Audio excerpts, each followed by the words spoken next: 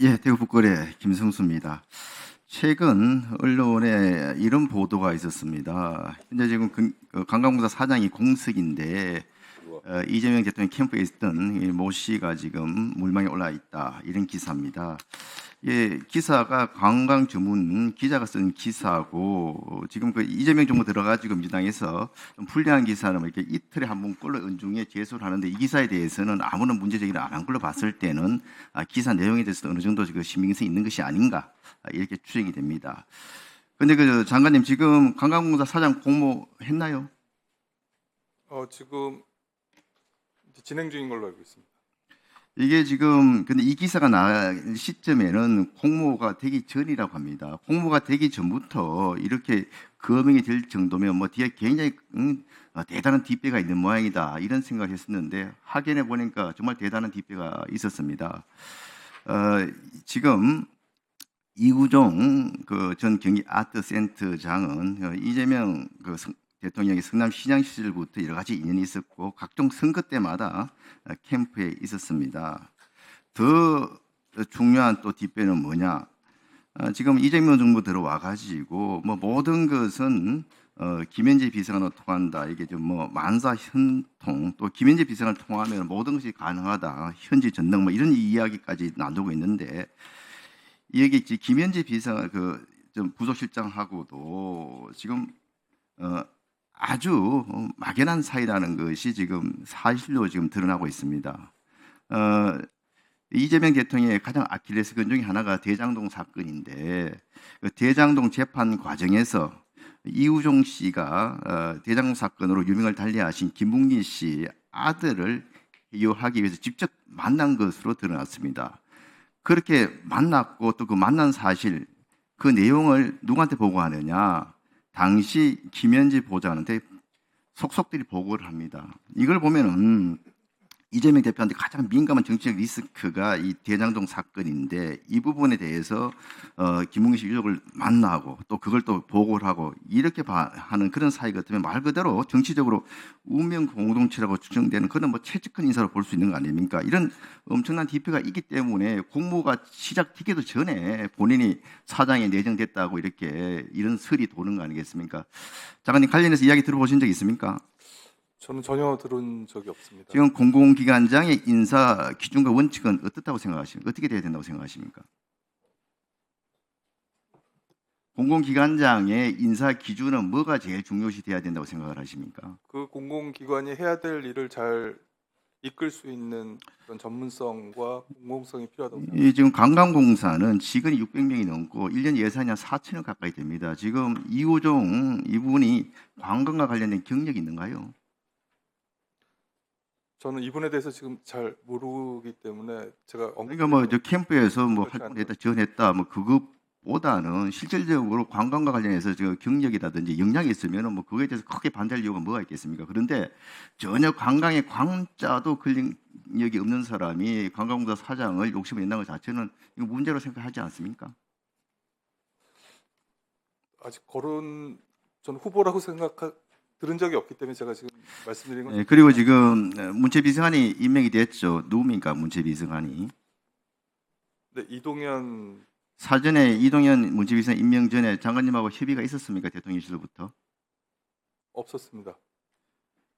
이 문체비서관은 굉장히 그 문체부와 대통령실 가교 역할하는 중요한 자리인데, 그 부분에 대해서 이런 방법 협의도 없었습니까? 대통령 인사 사안이기 때문에 저와는 협의는 하지 않았습니다.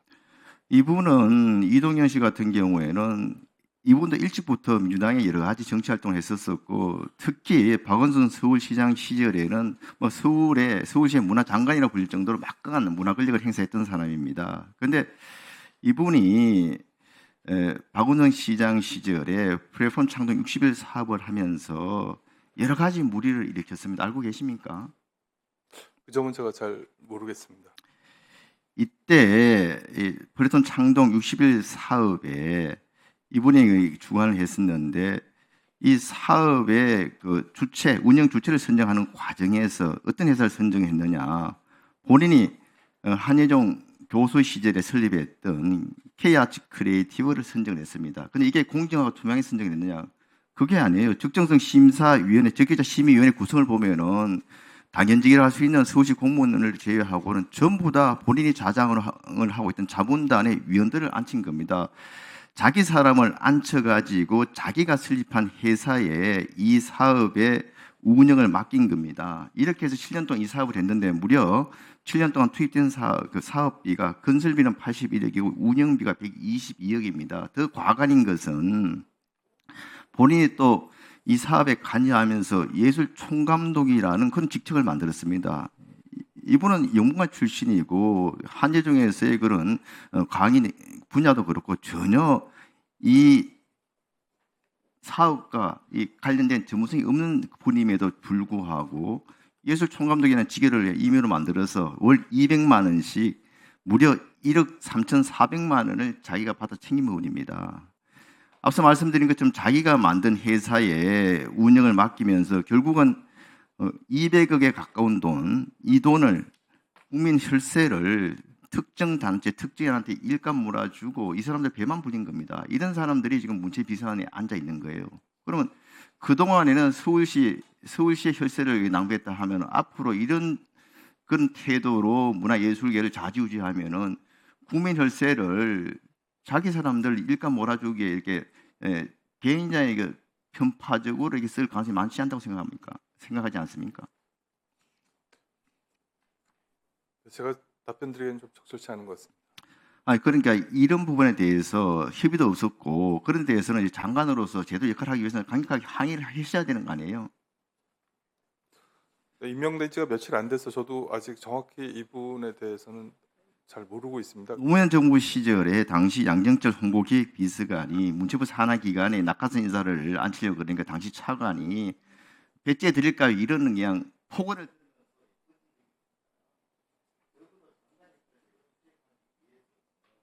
1분 더 드려. 에 대해서는 당당하게 자기 주장을 하셔야 되는 거 아닙니까? 지금 그 민주당 정부 출범한 지 꽤 지났습니다. 실국장 인사 지금 아직까지 안 하고 있는 이유가 뭡니까? 네, 실국장 인사는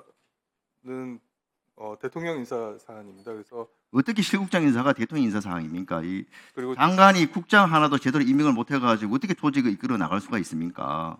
네, 임명권자가 그렇다는 말씀이고요. 제가 장관으로 임명된 지 아직 시간이 길지 않기 때문에 지금 사람들에 대해서도 판단을 하고 지금 있습니다.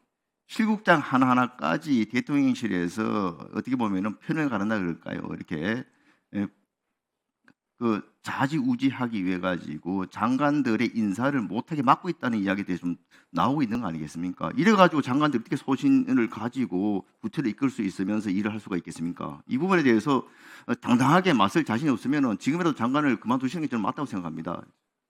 그렇지 않고요. 제가 인사를 하기 위해서는 업무 파악과 사람에 대한 판단을 할 시간이 필요합니다. 그렇기 때문에 지금 좀 늦어지고 있다는 말씀을 드리는 거고요.